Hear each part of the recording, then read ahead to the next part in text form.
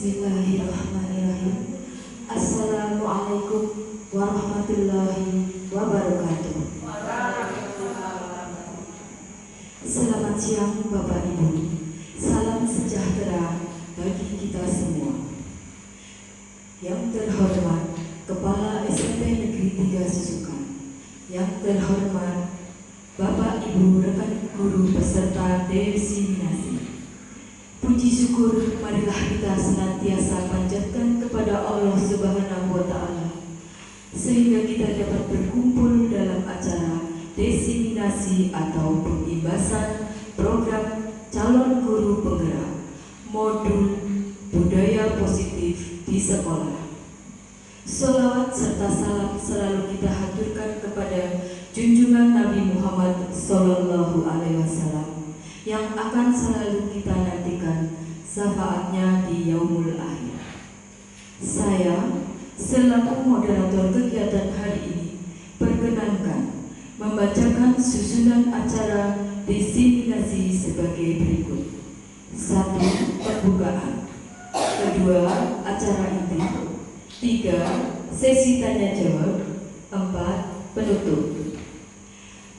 Baiklah Bapak Ibu sekalian, marilah kegiatan diseminasi ini kita buka dengan bacaan basmalah bersama-sama.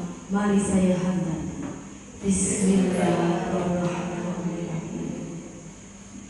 Memasuki acara selanjutnya, paparan materi budaya positif di sekolah oleh calon guru penggerak Ibu Masrinah SPD. Kepada beliau Ibu Masrinah kami persilahkan sepenuhnya.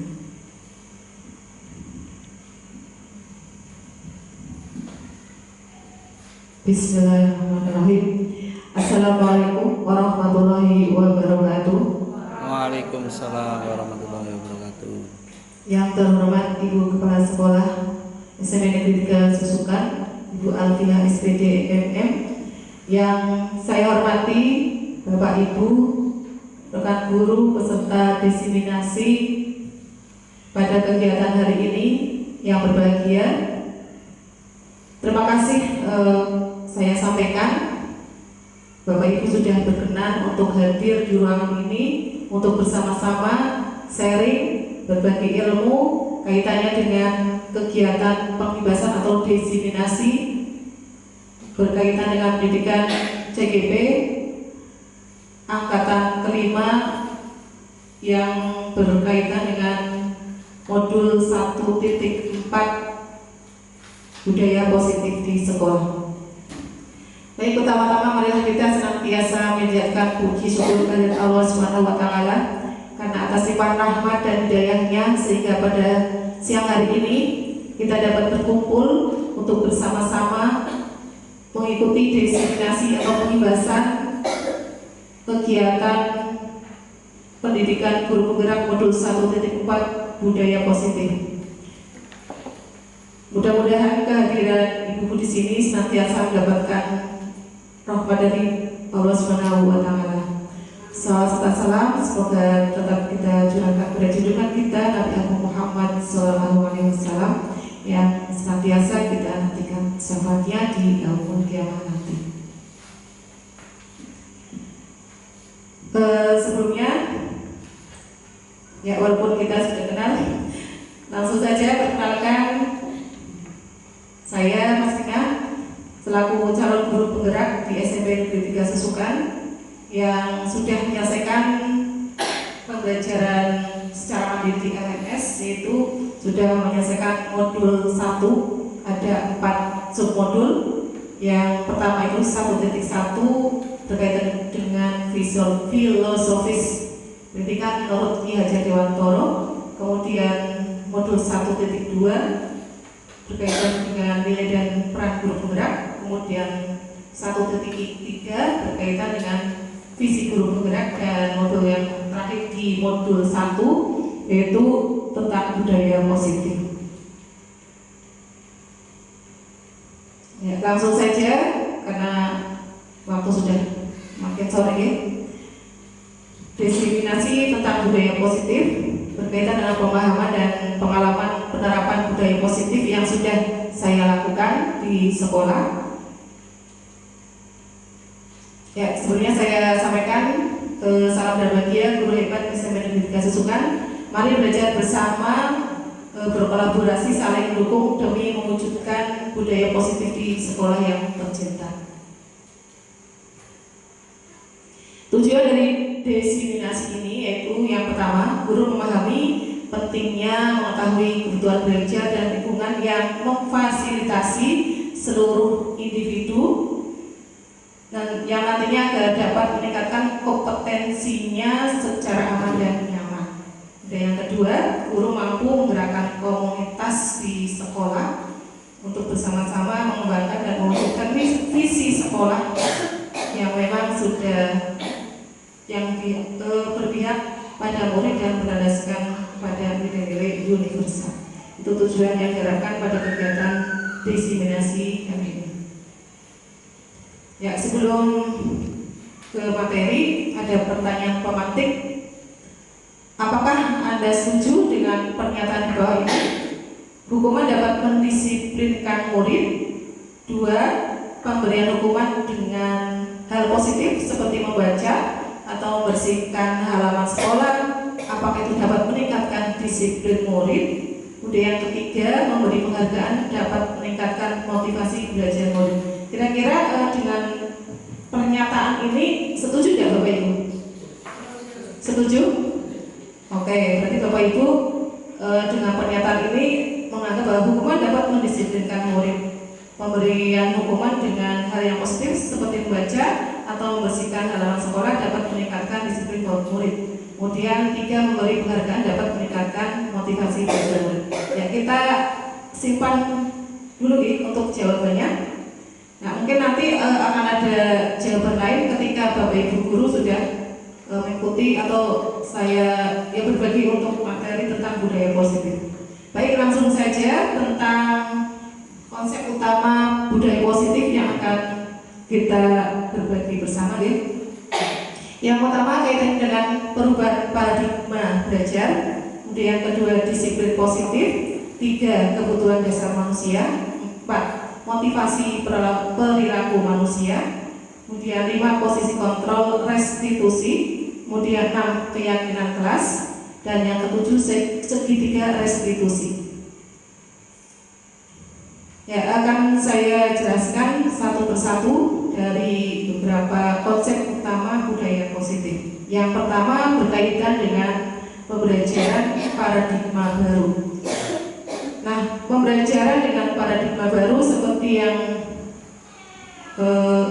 dalam ini, pembelajaran dengan paradigma baru itu dirancang berdasarkan prinsip pembelajaran yang berdiferensiasi, sehingga setiap siswa belajar sesuai dengan kebutuhan dari tahap perkembangan untuk mewujudkan profil belajar Pancasila. Nah, pembelajaran yang sudah kita laksanakan secara konvensional, kita kan menganggap selama ini bahwa murid itu sama ya kebutuhannya, kemudian mungkin dalam ini kita memberikan pelayanan dalam proses pembelajarannya sama. Ya, saya ibaratnya guru itu memberikan satu cara dalam memberikan proses pembelajarannya. Nah, berkaitan dengan kurikulum merdeka yang sedang digaungkan oleh pemerintah ya, dan diterapkan sudah mengawal di sekolah-sekolah, maka dikenalkan adanya pembelajaran berdiferensiasi. Apa itu pembelajaran yang berdiferensiasi? Pembelajaran dengan dalam ini menerapkan pembelajaran itu tidak sama untuk setiap individu atau dalam satu kelasnya.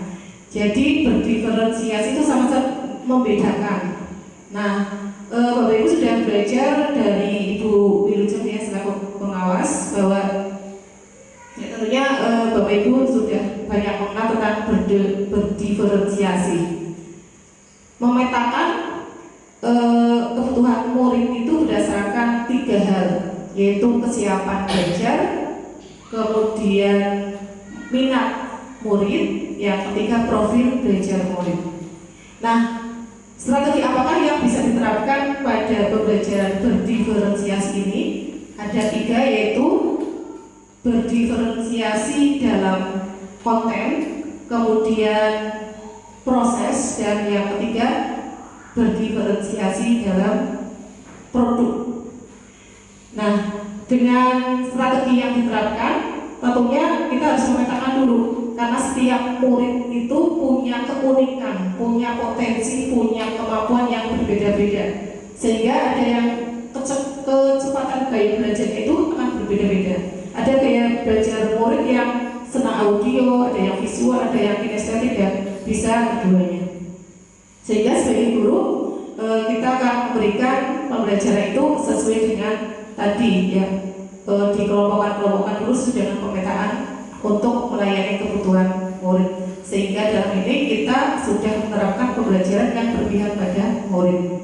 Nah, harapannya apa? Yaitu nantinya akan mewujudkan profil belajar Pancasila itu ada berapa dimensi? 6 dimensi.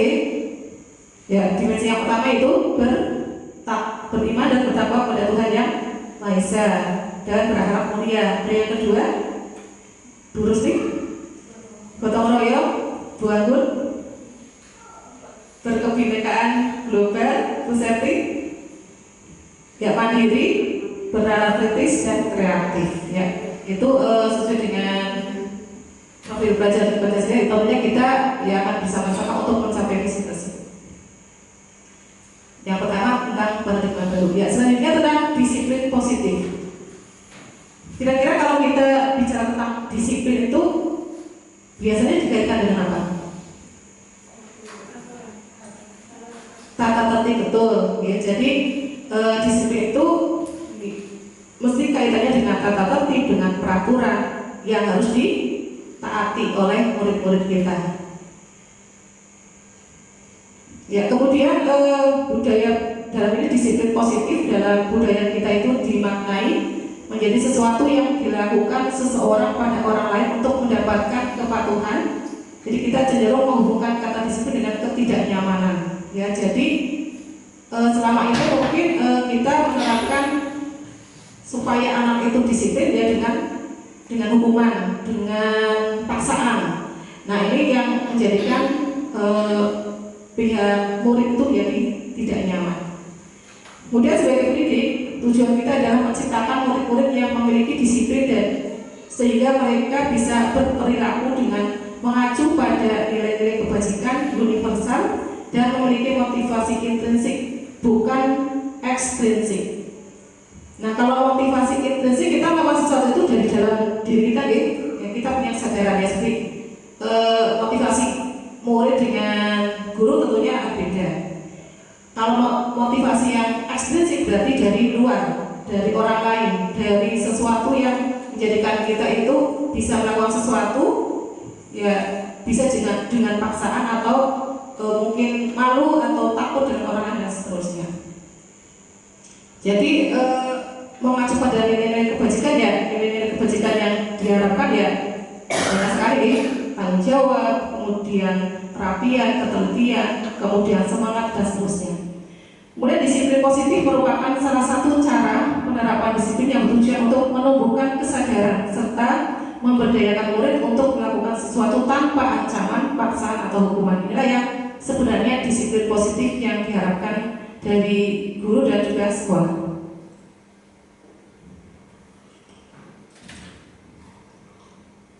Nah, kenapa kita melakukan sesuatu? Tentunya karena ada pemenuhan kebutuhan dasar yang harus dipenuhi.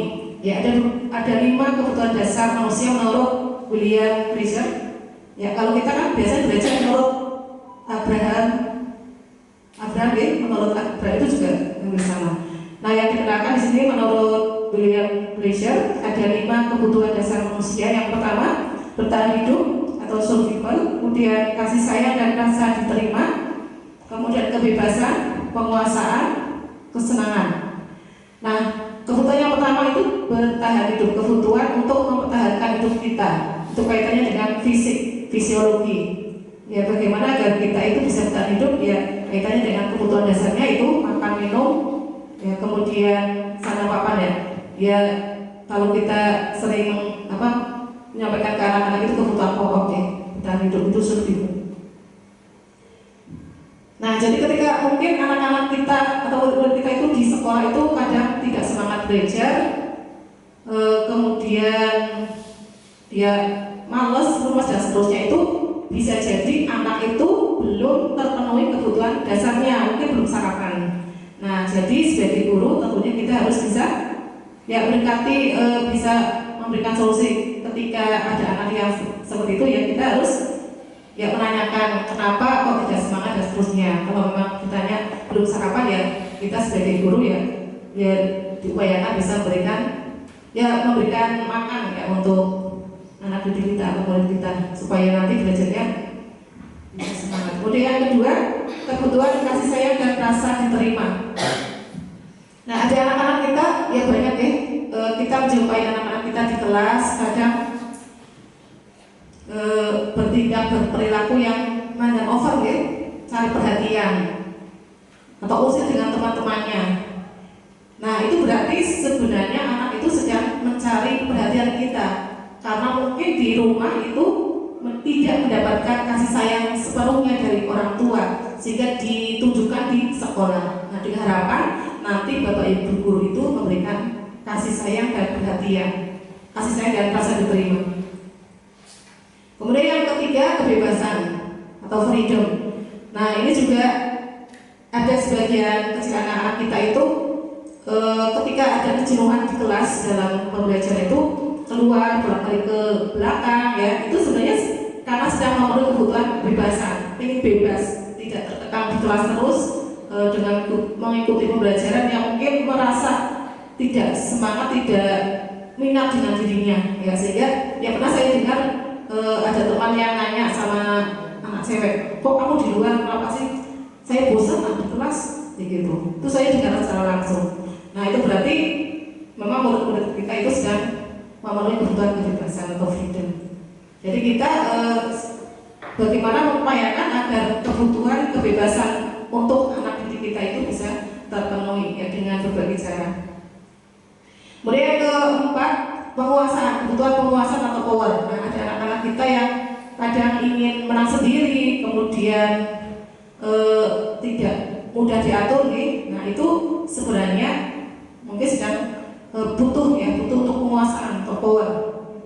Ya, jadi dilampiaskan dengan mungkin mencari sesuatu yang kadang untuk pelampiasan dirinya, ya, untuk memenuhi kebutuhan penguasaannya. Kemudian kesenangan. Nah, kesenangan misalkan di kelas dan pembelajaran itu ada anak yang mungkin lempar-lemparan kertas atau lempar-lemparan botol atau mungkin pulpen dan seterusnya. Nah, itu sebenarnya sedang memenuhi kebutuhan kesenangannya. Nah, jadi kita kadang ya namanya anak-anak banyak sekali variasi-variasi perilaku dari anak kita yang sebenarnya itu ada 5 kebutuhan dasar yang memang belum terpenuhi. Jadi ditunjukkan di kelas, atau misalkan dengan membolos, itu dengan bolos kan juga sama. Anak membolos itu berarti sedang memenuhi kebutuhan apa nih Bapak Ibu? Kalau bolos kebebasan, juga bisa kesenangan ya. Nah, itu yang perlu kita pahami bersama, bahwa guru harus bisa mengidentifikasi kebutuhan-kebutuhan apa yang sebenarnya ditunjukkan dengan perilaku oleh anak-anak kita. Nah, kemudian ketika sudah pemenuhan kebutuhan tadi, maka ada motivasi ya, motivasi perilaku manusia dalam rangka untuk memenuhi kebutuhan tadi.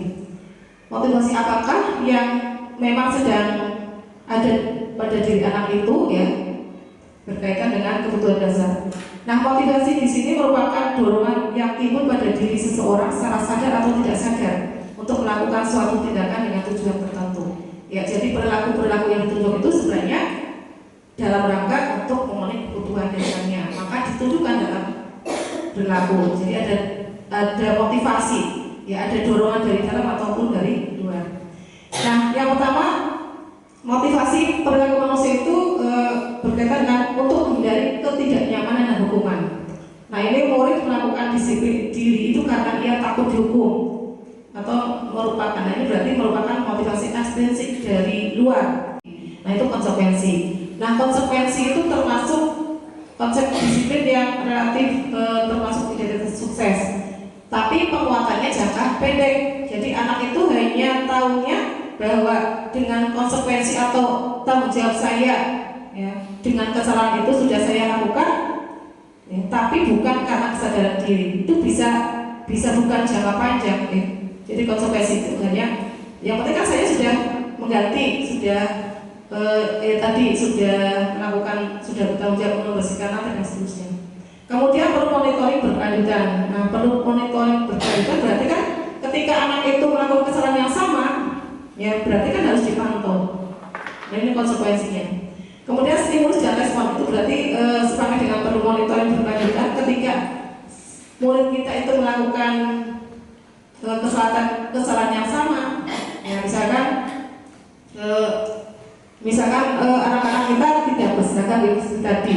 Nah, kalau kamu tidak berseragam, kalau tidak memakai topi, tidak memakai dasi, berarti kamu harus bagaimana? Berdiri di depan barisan. Nah, itu kan berarti sudah tahu responnya, respon dari ketika kita berikan stimulus.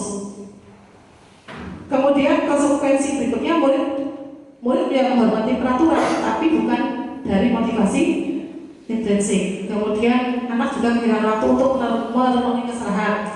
Nah, ketika tidak berseragam, kemudian anak disuruh membersihkan musola, suruh nyapu dan seterusnya.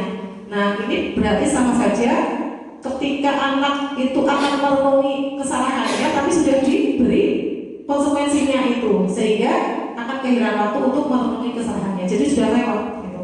Karena sudah terbayarkan dengan membersihkan musola, membersihkan kamar mandi dan seterusnya.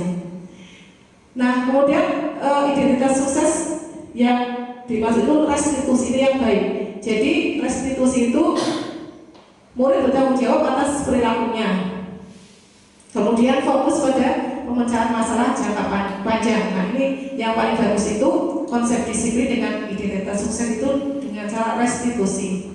Fokus pada pemecahan masalah jangka panjang. Jadi bersama-sama memecahkan dengan murid kita yang melakukan kesalahan itu bukan hanya sekedar nanti anak itu tahu ketika saya salah harus bagaimana, ya, tapi dengan harapan dengan restitusi itu bisa ada perbaikan diri, tapi yang sudah ada motivasi diri, itu kesadaran diri. Kemudian murid menghormati dirinya dan orang lain. Kemudian teori kontrol. Nah, teori kontrol itu seperti yang ada di konsekuensi itu kan stimulus dan respon. Nah, teori kontrol itu yang mengatur siapa? Diri anak itu sendiri, bukan orang lain, bukan dari guru, tapi diri sendiri itu ketika saya salah harus bagaimana? Ya harus paham, harus berpikir juga apa yang harus saya lakukan supaya nanti terbentuk karakter yang ada pada murid. Kemudian murid bersemangat memperbaiki kesalahan. Nah, ini berarti murid itu tidak hanya sekedar diperintah oleh guru kemudian memperbaiki kesalahan, tapi memang sudah ada kesadaran diri untuk memperbaiki. Misalkan sudah tahu ketika upacara harus berpakaian lengkap dengan atributnya, kemudian sepatunya juga, kemudian di kelas bagaimana. Nah, ini berarti murid sudah bersemangat untuk memperbaiki kesalahan karena ada motivasi intrinsik.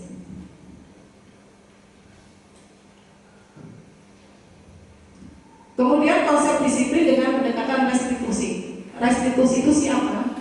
Ya, apa yang sebenarnya dimaksud dengan restitusi itu cara menanamkan disiplin positif pada murid. Nah, restitusi itu adalah proses menciptakan kondisi bagi murid untuk memperbaiki kesalahan mereka sehingga mereka bisa kembali pada kelompok mereka dengan karakter yang lebih kuat. Ya, jadi harapannya dengan adanya restitusi itu nanti anak itu termasuk identitas yang sukses. Tidak akan ada gap-gap antara tadi ketika anak melawan kesalahan kan nanti akan dijauh sama temannya. Ya, jadi sudah bisa percaya diri lagi ya ketika bergabung dengan temannya. Kemudian ciri-ciri restitusi bukan menebus kesalahan, namun belajar dari kesalahan. Jadi anak itu diharapkan dengan tadi konsekuensinya itu bukan karena menebus kesalahannya, tapi belajar dari kesalahannya. Kalau belajar dari kesalahannya itu kan anak itu akan ditelik. Oh, ketika saya salah ini kan berarti nanti saya kena hukuman atau apa yang nilai kebajikan apa yang memang harus kita tunjukkan ya karakter yang ditunjukkan itu ya, jadi bukan menebus kesalahannya. Kemudian memperbaiki hubungan. Nah, dengan restitusi itu juga memperbaiki hubungan antara siapa siswa dengan siswa atau dengan murid, guru dengan murid ya, supaya tidak ada celah, ada rasa dendam, rasa sakit hati, benci dengan gurunya, karena kita hanya bisa memberikan untuk penanaman disiplin dengan cara hukuman. Kemudian tawaran bukan paksaan. Jadi ditawarkan pada anak. Nah, kira-kira ketika kamu membolos atau ketika kamu berangkatnya kesiangan, kira-kira apa yang perlu kamu lakukan? Nah, ini kan tawaran. Berarti kan anak pikir sendiri, bukan dari gurunya. Bukan gurunya menentukan kamu harus ini. Tapi anak sudah tahu. Oh, berarti kalau misalkan saya kesiangan bangunnya, saya harus tidurnya lebih awal, kemudian harus nyetel alarm dan seterusnya. Itu jadi tawaran itu bukan dari gurunya tapi dari siswa yang diberi arahan ya, termasuk menuntut untuk melihat ke dalam diri supaya anak itu apa? Introspeksi. Kemudian mencari kebutuhan dasar yang mendasari tindakan.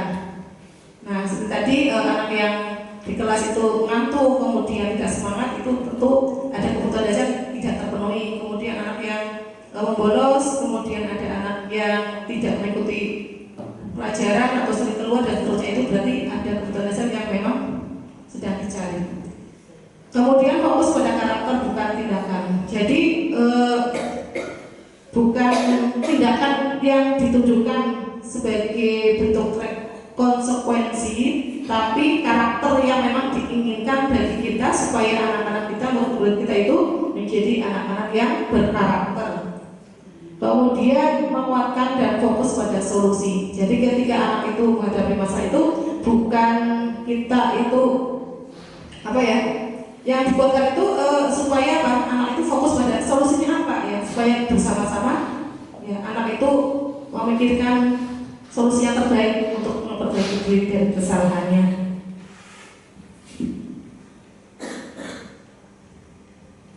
Kemudian contoh kasus ya, ini murid yang sering tidak mengerjakan PR ini sudah menjadi bukan hal yang baru ya.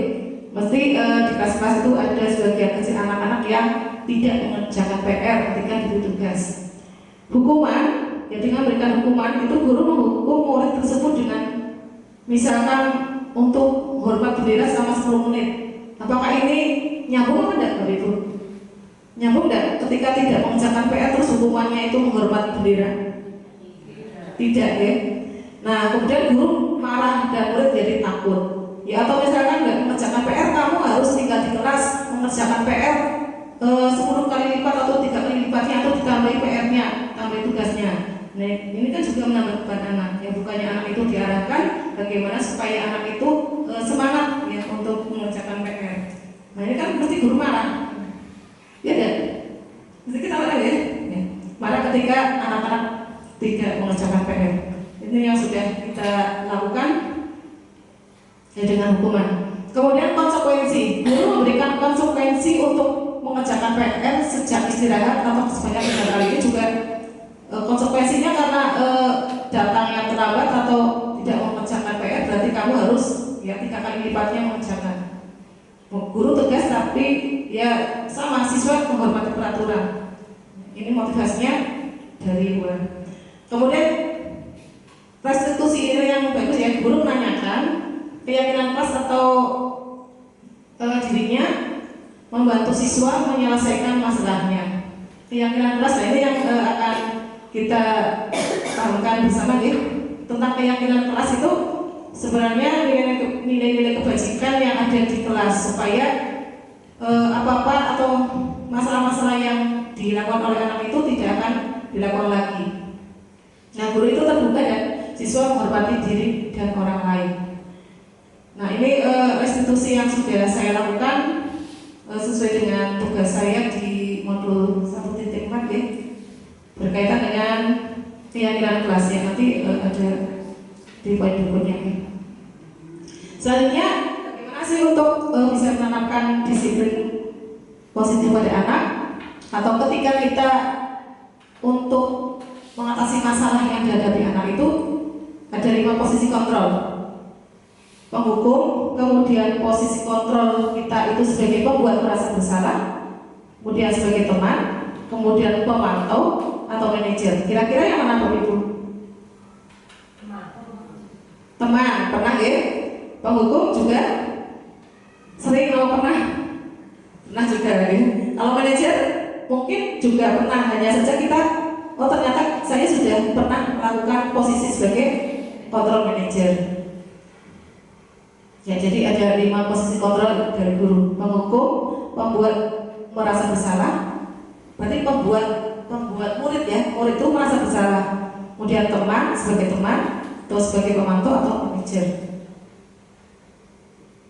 Nah, contoh penerapan 5 posisi kontrol kasus murid yang tidak memakai atribut lengkap pada saat upacara bendera. Nah, tadi pagi ya sudah ada 10 anak yang tidak beratribut lengkap, kemudian hukumannya barisan kelompok di depan, kemudian dimarah-marahi. Ya, kemudian ketika kita marah dengan anak, apa yang terjadi? Kan anak jadi sakit hati dan dendam, itu yang berkepanjangan. Nah, misalkan posisi kontrol yang kita terapkan itu dengan menghukum, ya. Kontrolnya menghukum, patuhi aturan sekolah, kemudian berdiri di depan barisan. Nah, itu kan berarti menghukum. Kalau menghukum itu mesti nadanya keras, ya. Kemudian kalau yang posisi kontrol kedua, pembuat merasa bersalah. Berapa kali bu guru sudah mengingatkan kamu, bu guru kecewa sama kamu, ya. Ini berarti kan hanya membuat supaya si murid itu merasa bersalah dengan gurunya atau merasa bersalah dengan orang tua. Kemudian posisi yang ketiga, teman. Ayolah yang tertib, buat guru bangga. Kali ini tidak apa-apa kamu salah, yang penting jangan ulangi lagi ya. Nah, ini berarti teman ya. Posisi sama-sama kayak emak lah sama dia. Posisinya kayak teman. Memang enggak teman. Jadi nadanya itu tidak tinggi, tidak keras, tapi lemah, lembut ya. Kemudian pemantau itu, kalau posisi kontrol pemantau, kamu sudah melanggar, apa peraturan dan konsekuensinya. Nah, kalau misalkan kayak tadi, pemantau kan berarti menanyakan. Kalau misalkan anak sudah tidak mengerjakan PR, biasanya apa yang dilakukan oleh guru? Misalkan dengan mengerjakan lagi atau menulis di buku, dan itu kan akan diteliti sama anak-anak. Nah, kalau gurunya sudah tanya, kamu melanggar apa peraturan dan konsekuensinya? Saya harus berdiri di depan barisan. Nah, itu kan berarti langsung ada respon, ya, ada stimulus yang kita sampaikan. Kemudian manajer, posisi manajer ini yang paling bagus yang diterapkan oleh kita. Apakah kamu tahu kesalahanmu? Kira-kira bagaimana kamu akan memperbaiki kesalahan ini? Nah, berarti kan diberikan solusi, yang diberikan kesempatan anak untuk berpikir sendiri. Apa sih sebenarnya yang harus saya lakukan ketika saya melakukan kesalahan ini? Ya, introspeksi betul. Ya, ini yang paling bagus itu sebagai posisi manajer.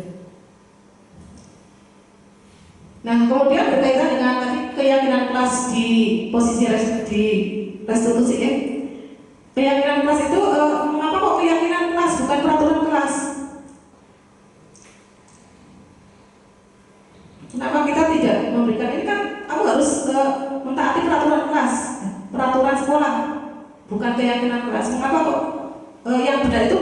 Mengapa keyakinan kelas bukan peraturan kelas? Mengapa kita mempunyai peraturan tentang penggunaan helm pada saat mengendarai kendaraan roda 2 atau motor?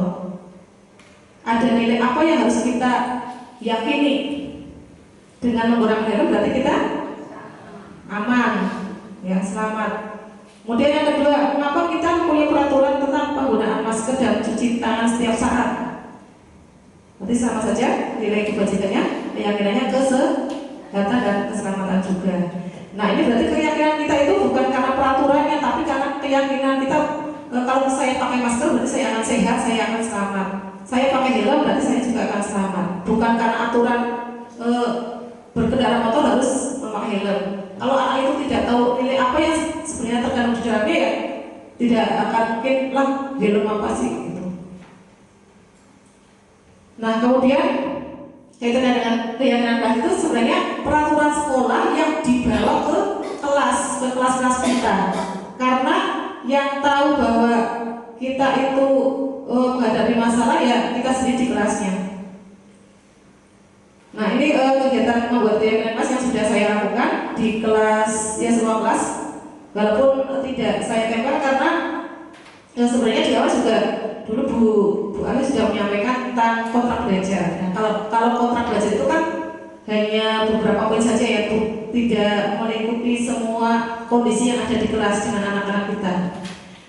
Jadi bagaimana kegiatan membuat keyakinan kelas itu, guru bersama siswa membuat keyakinan kelas.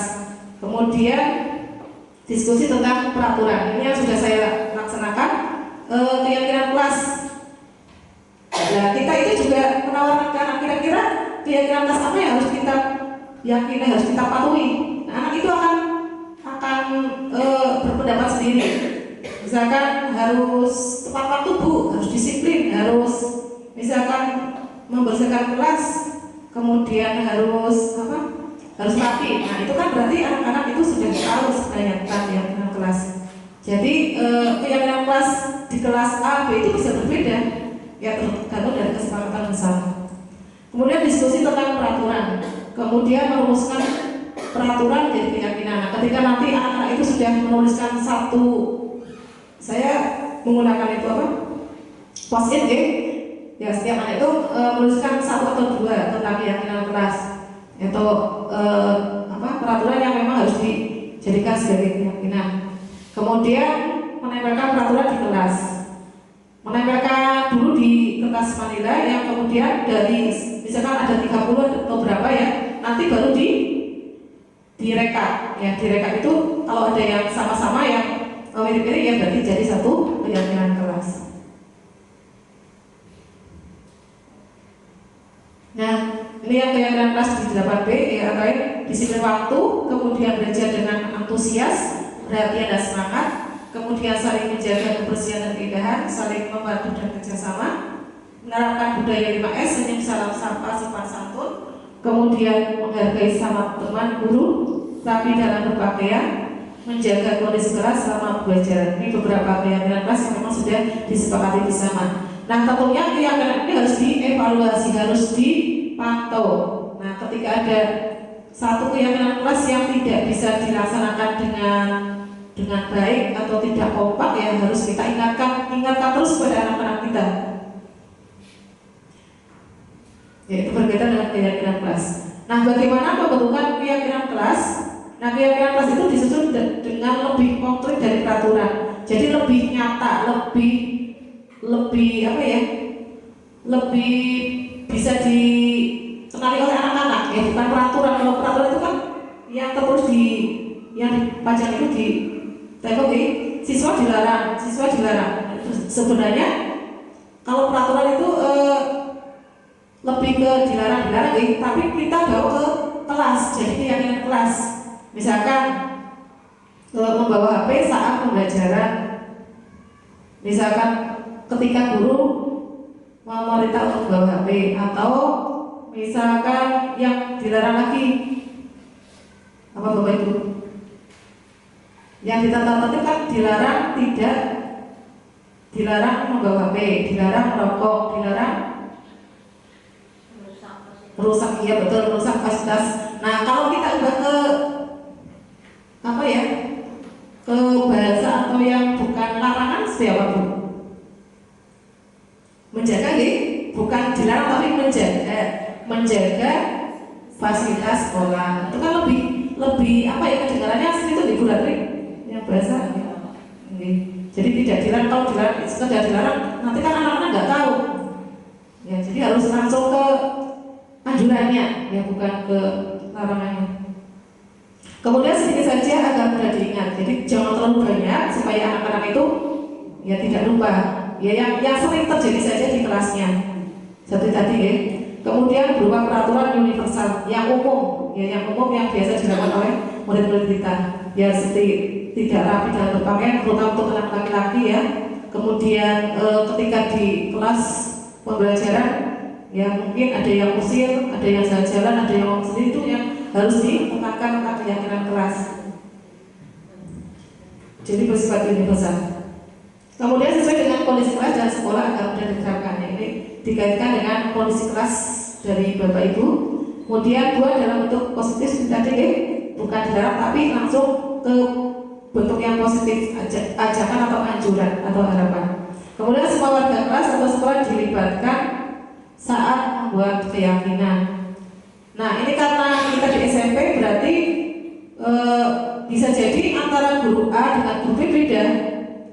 Anak-anak kan kadang sama wali kelasnya agak takut deh. Nah tapi dengan guru lain bisa lebih bebas lagi, misalkan ketika tidak berpakaian atau mungkin ketika sama Bu Yani langsung semua orang di anak laki-laki. Nah ketika dengan guru sini atau Bu Anggun atau Bu Seti ya bebas, karena mungkin Bu Seti eman paling sama Bu Seti gak diingatkan gitu mungkin gitu, mohon maaf Bu Seti. Jadi anak-anak itu kadang kadang melihat siapa gurunya, siapa guru di kelasnya. Tapi kalau di SD itu berarti karena guru kelas ya hanya satu keyakinan kelas. Nah, tapi kalau di SMP semua guru bisa membuatnya atau bisa kalau dibuat ya dalam satu kesepakatan ya keyakinan kelas juga bisa ya tergantung dari kesepakatan kita di sekolah. Nah berikutnya tentang implementasi segitiga restitusi. Nah segitiga restitusi itu tadi yang berkaitan dengan restitusi, bagaimana kita menanamkan disiplin pada anak. Ada 3 cara, 3 tahapan untuk segitiga restitusi. Ini yang paling bagus diterapkan. Jadi kalau tadi yang positif kontrol pemantau itu kan langsung ya tidak ada ibaratnya apa? Kita menyelesaikan masalah itu sederhana. Ya. Tapi kalau segitiga restitusi itu perlu ada tahapan-tahapan. Yang pertama, menstabilkan identitas. Ya, menstabilkan identitas. Jadi kita semua melakukan hal yang terbaik yang bisa kita lakukan. Jadi ketika anak itu membolos ya, atau anak datang terlambat, kita tanyakan peraturan sekolah masuk sekolah itu jam berapa. Nah kan anak tahu. Nah itu kan berarti untuk menstabilkan. Atau ya nggak apa-apa kamu melakukan kesalahan ya, semua orang tentu punya kesalahan dan pasti ingin memperbaikinya. Jadi untuk distabilkan dulu identitasnya kan ketika misalkan berkelahi sama anak atau jotos-jotosan atau mungkin menghadapi masalah, itu kan berarti distabilkan dulu identitas atau anaknya supaya emosinya itu ya stabil. Nah berarti ditenangkan aja ya. Nah jadi pertanyaan seperti tadi ya, semua orang pasti punya kesalahan dan semua orang pasti ingin memperbaiki kesalahannya. Nah itu kan sama saja menstabilkan identitas. Oh iya. Kemudian tahapan yang kedua, validasi yang salah. Semua perilaku punya alasan. Kamu melakukan itu tentu ada alasannya. Nah itu ditanyakan itu validasi yang salah bahwa sesuatu yang atau perilaku yang ditunjukkan anak itu ya tidak sesuai dengan keyakinan kelas. Keyakinan kelas yang mana? Nah ini ke tahapan berikutnya itu menanyakan keyakinan.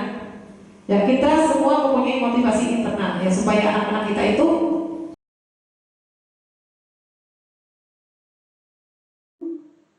bisa menanamkan disiplinnya itu dengan kesadaran untuk memperbaiki diri. Nah sebelum ada kegiatan ini saya sudah melakukan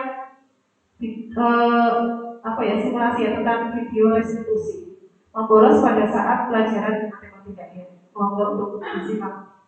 Mudah-mudahan bisa jadikan gambaran karena ini juga bukan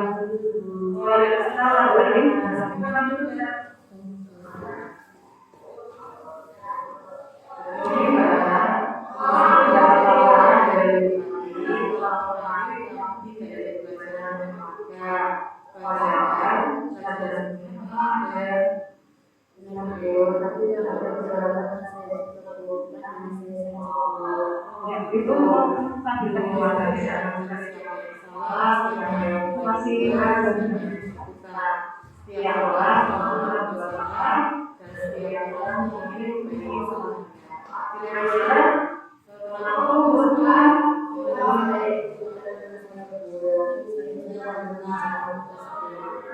bukan berarti setiap belum menganggap dan membuat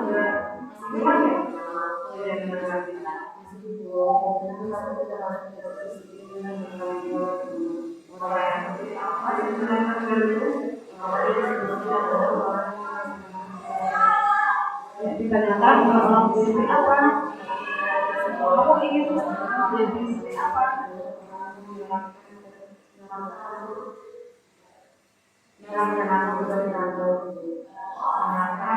Ingat ya, kira-kira apa yang kamu lakukan?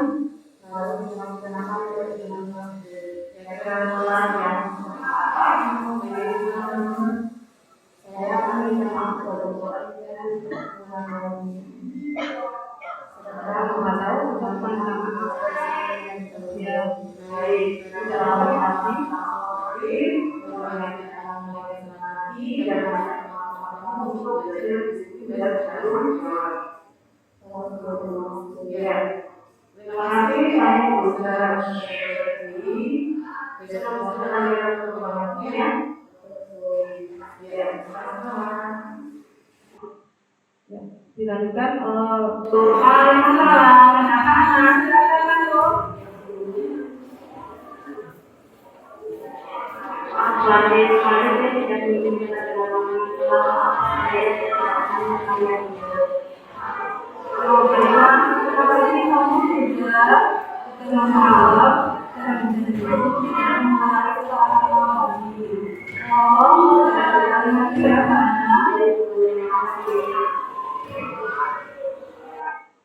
Berikutnya contoh.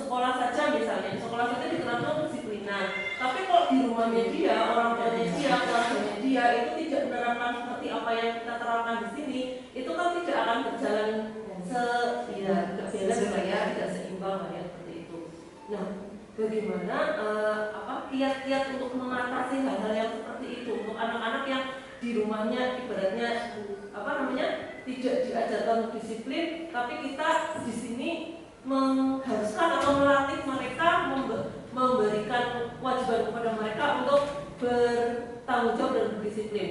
Contohnya kayak di sini kan banyak sekali lah kebiasaan anak yang kayak misalnya seperti kemarin saja, potong rambut saja itu harus dioprak-opraki, harus dipaksa.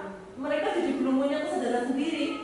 Ya memang tidak semua anak seperti itu, tapi sebagian besar kan seperti itu. Tapi untuk anak-anak yang memang di rumahnya dia sudah terbiasa sama orang tuanya, kan rambut dari Jawa cukur. Mungkin dia juga sudah merasa itu kalau dia sudah rambutnya panjang ya sudah merasa itu berarti saya sudah waktunya untuk potong rambut. Kemudian kita membiasakan sholat zuhur berjamaah ya, dan kita juga bisa melihatlah ternyata yang sholat zuhur juga hanya anak-anak itu saja, dan setelah kita tanya di kelas ternyata juga masih banyak sekali anak belum melaksanakan seperti itu. Gimana mungkin? Sama enggak, Bu Rina? Ya, terima kasih Bu Rina, pertanyaan yang luar biasa bagus. Jadi tepuk tangan untuk Bu Rina. Ya, baik.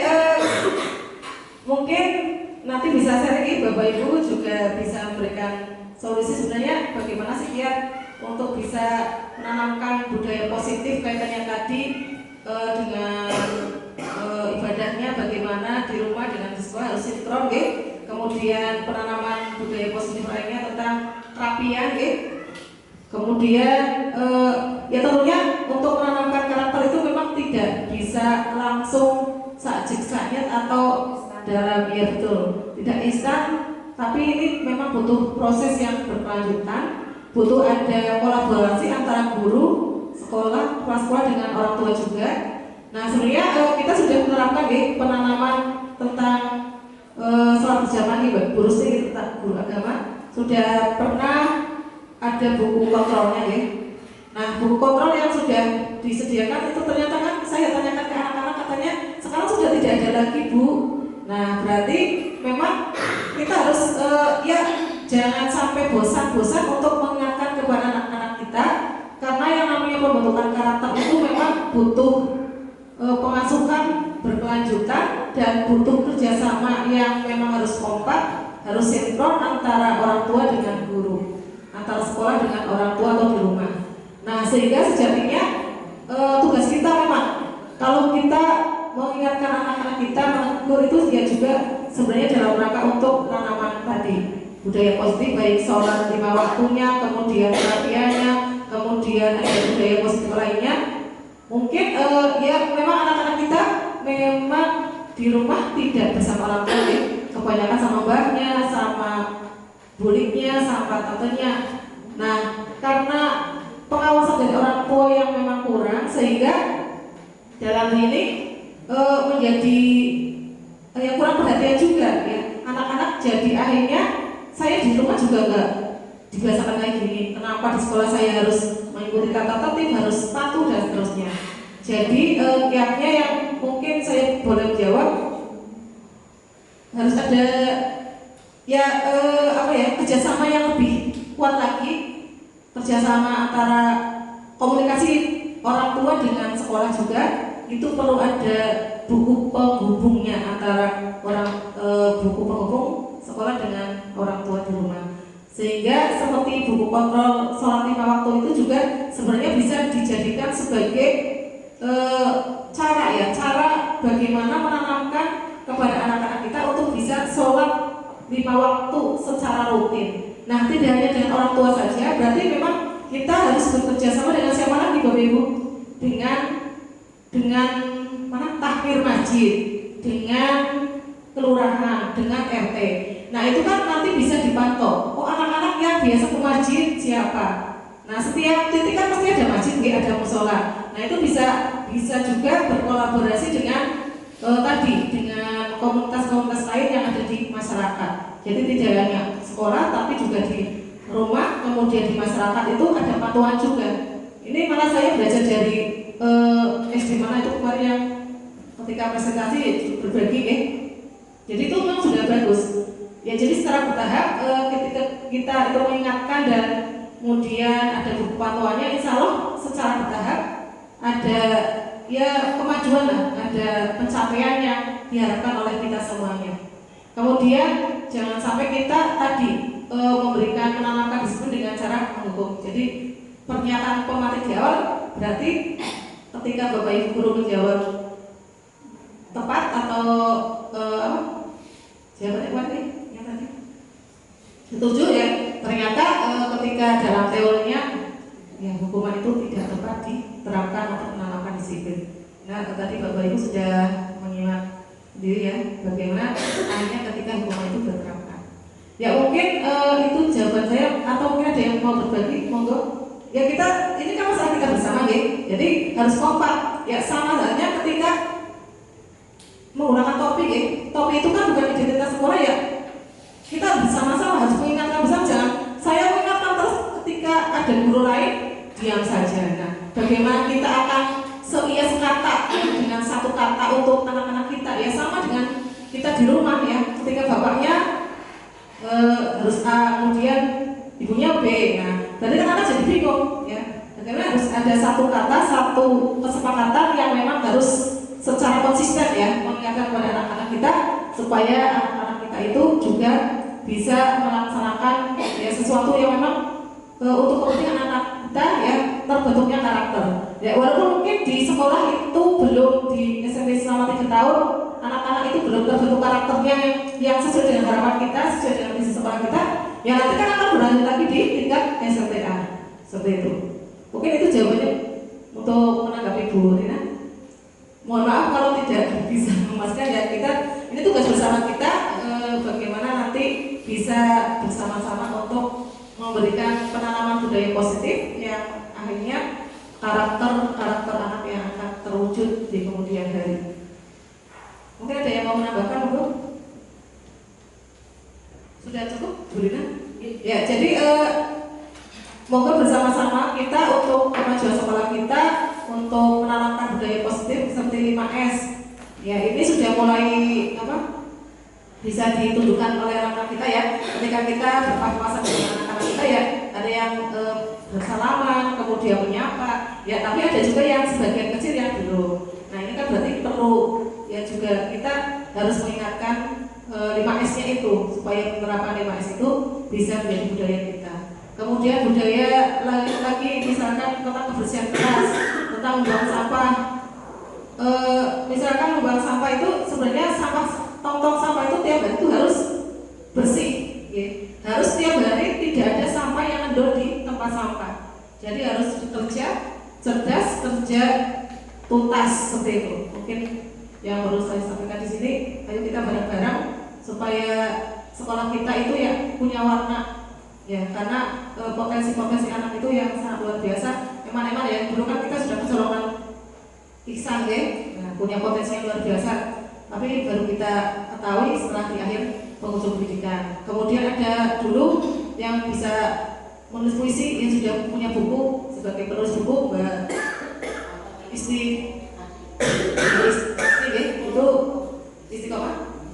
Istiqomah itu juga sebagai penulis cerpen Pak. Nah ini adiknya juga punya potensi juga.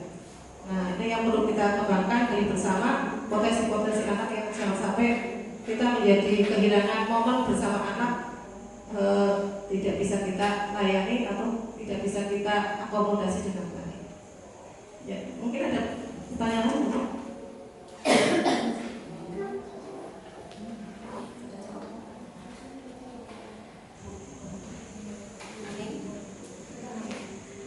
Monggo, ada satu pertanyaan lagi kesempatan. Saya Bu, Ya. Berarti terima kasih atas waktunya. Ini berarti ini tadi kita bicara tentang reward and punishment ya, sama dengan itu. Intinya berarti kita harus lebih banyak menerapkan rewardnya ya daripada punishment. Padahal kalau di sekolah kita itu kan biasanya apa-apa gitu ada hubungannya, kalau anak tadi salah gitu mesti adanya punishment gitu. Jadi gimana caranya untuk meminimalisir agar kita lebih banyak kasih rewardnya daripada kasih punishmentnya ke anak-anak itu. Ya itu saja. Oke, terima kasih Bu Dia. Bu Dia pertanyaan yang cukup bagus ya, kaitannya dengan reward and punishment, penghargaan dan hukuman. Ya, bagaimana supaya kita itu di sekolah lebih banyak memberikan rewardnya bukan punishmentnya. Nah, ini tugas kita lagi Bu. Jadi harus secara bertahap untuk mengelola emosi kita sebenarnya. Ya, ini kan katanya kalau hukuman kan sebenarnya kita karena tidak bisa mengelola hati kita ya. Mesti kan adanya kan kita kan punya apa ya? Jadi negatif tinggi dulu sama anak-anak. Padahal kan kita tidak tahu anak itu sebenarnya sedang ada sesuatu yang dirasakan. Nah kita kan taunya pokoknya kalau tidak mengerjakan ya kena marah, kena hukuman kayak gitu. Nah berarti tugas kita secara bertahap seperti tadi memanage hati kita supaya tidak berprasangka buruk dulu kepada anak-anak kita, karena anak-anak kita itu sebenarnya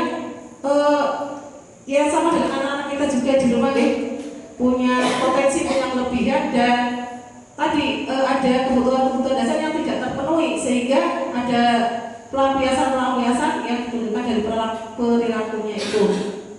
Nah, bagaimana supaya nanti kita juga secara bertahap ya dari kita dulu, supaya kita jangan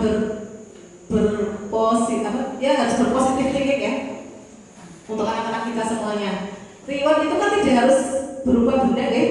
Nah, reward itu bisa reward dalam verbal Bu Ratri ya, dengan apresiasi kita, kemudian jempol, anak saja dikasih jempol. Misalkan ada anak yang sudah menyelesaikan membuat puisi, kemudian membuat peta atau apa, kemudian kita kasih jempol atau ayo kita tepuk tangan dulu apa tepuk jempol apa terus. Nah itu insya Allah anak-anak itu akan senang ya. Wong disebut namanya saja itu anak kan sudah dia senang, merasa diterima, merasa diakui, merasa kehadiran itu ada di situ. Nah berarti kita harus secara bertahap itu ya seperti tadi mengelola diri kita ya, memberikan sesuatu apresiasi ya apapun bentuknya kepada anak-anak kita supaya anak-anak itu merasa dihargai ya, walaupun ya kecil tentang ini kelakuannya, tentang perilakunya yang menurut kita itu bagus ya kita apresiasi ya, walaupun misalkan membawakan buku ya ke kantor itu kan juga sebuah karakter ya, tidak semua anak seperti itu gitu. Ya ada anak-anak yang Bu tak bawa tadi kelas 7C mau bantu tapi kan mau membawakan tasnya. Bu boleh saya bawakan tasnya Bu? Nggak usah ini berat, nggak apa-apa Bu kayak gitu. Kan anak kan senang ya ketika disuruh sama gurunya kayak gitu. Jadi kita harus lebih dekat dengan anak-anak yang mungkin belum pernah ditanya sama kita. Ya itu pernah ada juga anak-anak yang selama 3 tahun itu tidak pernah ditanya sama gurunya. Tidak, kalau Bu Septi saya itu anak-anak dekat sekali dengan Bu Septi sampai ke rumah kemudian ya luar biasa Bu Septi dalam mengayomi anak-anak di kelasnya ya. Jadi wali kelasnya anak-anak didampingi oleh Bu Septi itu sangat dekat ya dengan Bu Septi. Ya semuanya juga sama tapi ya semua akan bisa untuk dekat dengan anak-anak, tapi dekatnya itu dekat yang positif jangan dekat ketika anak membuat kesalahan terus kita bela, kemudian kita lindungi. Nah itu kan berarti dekatnya dekat yang tidak tepat ya harus disesuaikan dengan kondisi ya. Jadi mari kita bersama-sama untuk bisa berikan apresiasi sekecil apapun yang ditunjukkan oleh anak-anak kita. Kemudian punishment-nya tadi dikelola, manage kita supaya hati kita ya, dikelola hati kita supaya tidak selalu memberikan prasangka buruk kepada anak-anak kita. Jadi didekati dulu apa alasan itu tadi untuk proses restitusinya mungkin itu Bu Dia ya, mudah-mudahan bisa memberikan untuk jawaban tadi.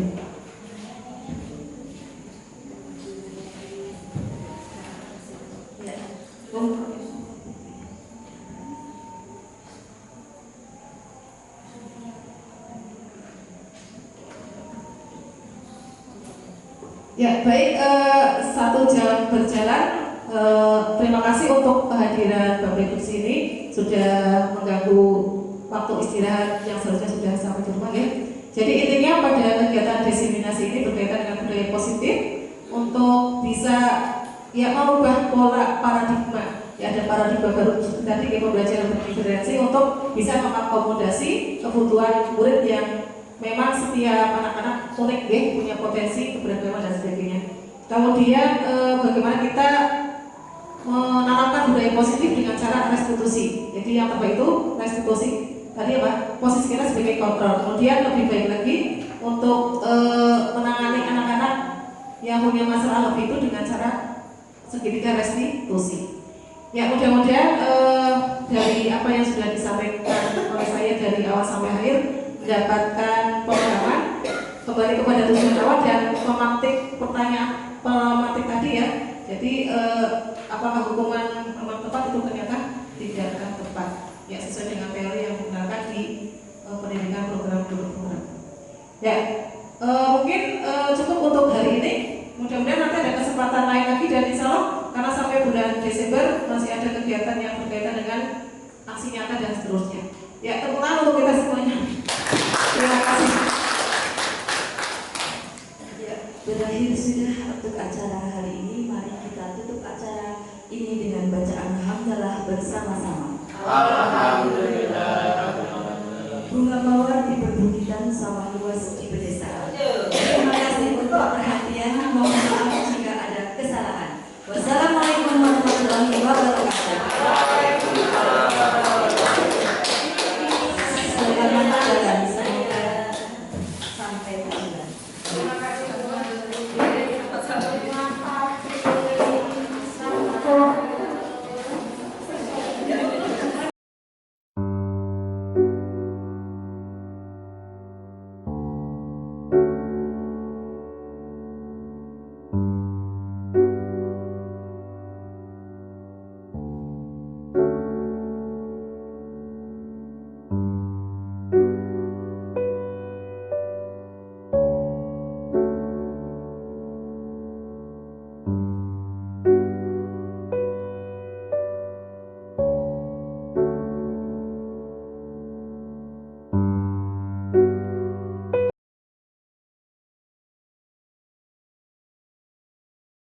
Halo, Assalamualaikum warahmatullahi wabarakatuh. Perkenalkan, nama saya Ibu Desi Tri Astuti, rekan dari Ibu Masringah SPD, yaitu calon guru penggerak di SMP Negeri 3 Susukan.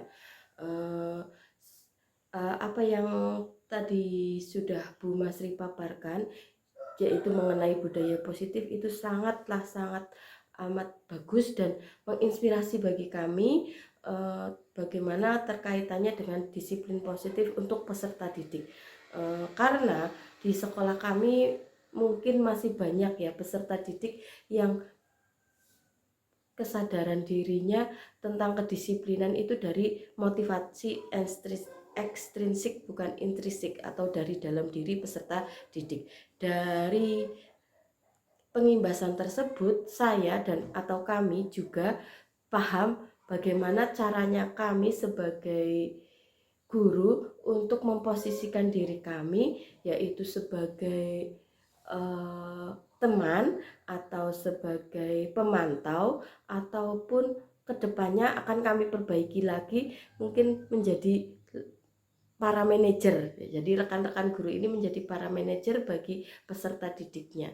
Kemudian semoga kedepannya kegiatan ini dapat diterapkan bersama-sama sesuai dengan visi misi SMP Negeri 3 Susukan, dan bagi peserta didik dapat ditanamkan motivasi disiplinnya itu motivasi intrinsik ya, sehingga kedepannya akan baik untuk SMP kami dan peserta didiknya, outputnya menjadi lebih baik.